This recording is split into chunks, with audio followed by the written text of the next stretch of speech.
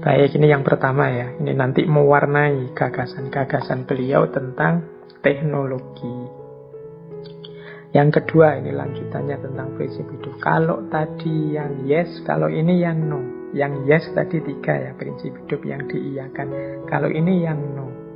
Jangan sampai kita masuk atau punya kualifikasi 7 sins. Ini orang sering menerjemahkannya 7 dosa.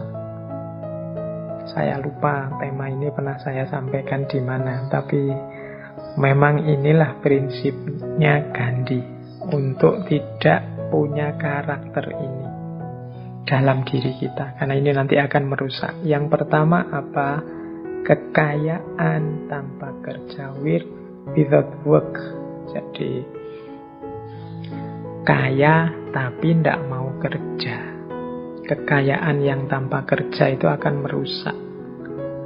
Mungkin membuat orang malas, membuat orang tidak aktif, membuat orang ngertinya senang-senang saja, enak saja. Ini merusak jiwa, merusak mental kita. Kalau jiwa kita rusak, ya sudah, kita tidak akan mampu membangun dunia, menjalankan amanah sebagai wakilnya Tuhan di muka bumi dan seterusnya. Maka jangan without work. Jangan memimpikan kekayaan tanpa kerja, dan jangan senang kalau punya banyak kekayaan tapi kita tidak punya aktivitas, tidak punya pekerjaan. Ini pelan-pelan akan merusak diri kita. Tetap aktif, tetap produktif, tetap kreatif. Nanti kekayaan hanya jadi efeknya.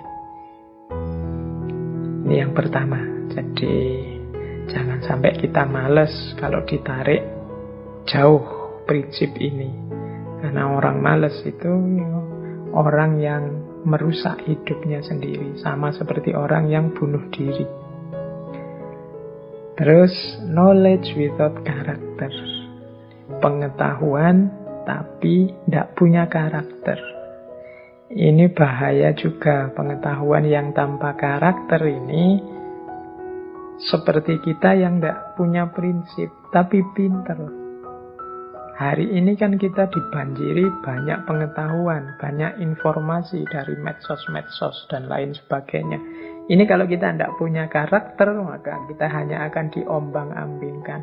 Ada berita ini, kita ikut ke sini, ada berita itu, kita ikut ke situ. Kita tidak punya karakter, tidak punya prinsip.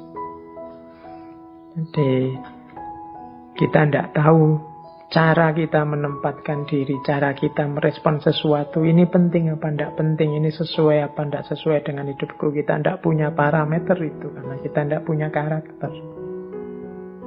Ini juga hati-hati. Yang ketiga, science without humanity. Pengetahuan tanpa kemanusiaan. Ilmu pengetahuan tanpa kemanusiaan. Ini juga bahaya. Science for science, tidak memikirkan dampak kemanusiaannya. Yang penting demi ilmu dikembangkan sedalam-dalamnya, demi ilmu ditingkatkan setinggi-tingginya, uji coba sak pol-pole, tidak mikir ini kalau sudah jadi uji coba ini manfaatnya apa untuk manusia. Gunanya apa, positifnya apa, negatifnya apa. Ini berarti mempertimbangkan kemanusiaan.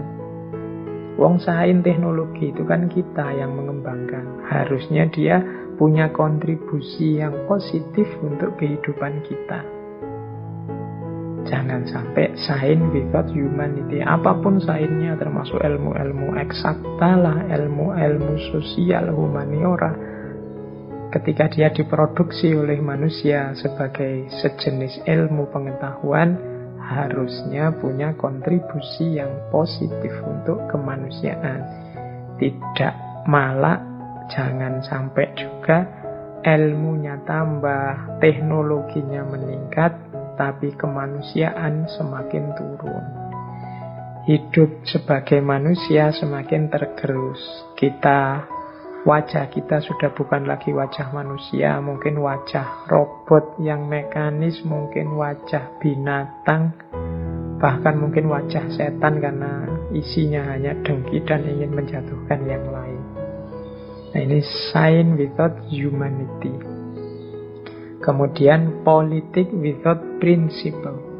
Jadi politik yang tidak punya prinsip, politik yang hanya ingin enak saja, numpuk kekayaan saja, menang saja di atas yang lain.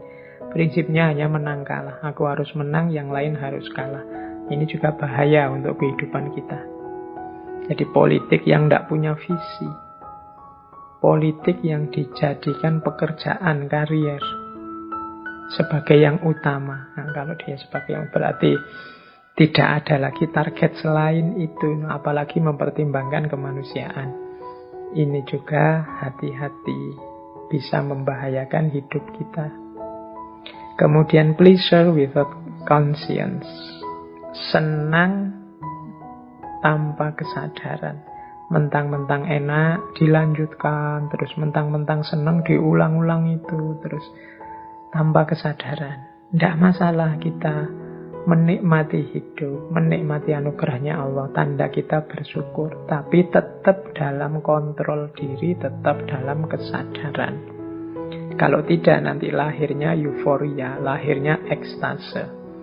Orang yang tidak sadar dalam kesenangannya, kenikmatannya, kegembiraannya. Sehingga kadang-kadang ucapannya tidak kontrol, perilakunya tidak kontrol. Mentang-mentang menang, senang, terus ngomongnya malah menyakiti, perilakunya menyusahkan orang, dan lain sebagainya. Ini jadi diingatkan yang sedang senang tetap sadar ya, tetap ingat diri, sadar diri, biar tidak masuk ke dalam jebakan pleasure without conscience. Kemudian commerce without morality. Dunia perdagangan, dunia ekonomi, dunia mencari keuntungan yang tidak mempertimbangkan moral. Kalau ini teman-teman mesti sudah paham bagaimana rusaknya, bagaimana tidak indahnya hidup yang kehilangan moralitas. Kehilangan moralitas itu setara dengan kita kehilangan kemanusiaan kita. Jadi commerce without morality. Jangan sampai ada ini karena akan menghancurkan hidup kita. Dan yang terakhir, yang nomor 7, worship without sacrifice. Worship without sacrifice itu menyembah atau sebut saja beribadah, tapi tidak mau berkorban. Nama lain dari tidak mau berkorban itu tapi tidak ikhlas, tapi penuh pamrih, penuh kepentingan-kepentingan. Di titik inilah nanti kalau tidak hati-hati, akhirnya amal akhirat digunakan untuk kepentingan sementara duniawi. Amal akhirat yang mulia dijadikan dalih untuk meraih kesenangan dunia yang sesaat, sementara, bahkan negatif. Itu karena worship without sacrifice. Makanya agama itu selalu mengajarkan kita mbok yo ikhlas, mbok yo tanpa pamrih, wong yo segala anugerah yang kita miliki itu bukan karya kita, tapi pemberiannya Allah. Wong berkorban sedikit saja, sholat kan ndak, atau zakat kan, atau puasa kan ndak harus kemudian minta bayaran kontan. Eman-eman dan seterusnya. Jadi worship without sacrifice itu maksudnya ya mari kita beribadah, menjalani agama secara ikhlas. Tidak karena pamrih-pamrih yang sifatnya pinggiran, tidak penting. Eman-eman kehidupan mental spiritual kita. Ini juga akan merusak hidup kita. Oke, baik. Jadi ini prinsip yang no ya. Jangan sampai ada ini dalam hidup kita. Kekayaan kita ya hasil kerja keras kita. Pengetahuan ya, ilmu ya, tapi tetap berkarakter dan demi kemanusiaan. Berpolitik tapi kita punya prinsip-prinsip. Kebenaran, kebaikan, keindahan, harmoni yang ingin kita wujudkan dalam kehidupan berbangsa, bernegara. Senang oke, menikmati hidup oke, tapi tetap harus sadar dalam kendali kesadaran. Berusaha di ranah ekonomi mencari keuntungan boleh, tapi tetap bermoral. Dan beribadah menyembah Allah ya, tapi harus siap berkorban. Tidak semuanya digantungi pamrih-pamrih.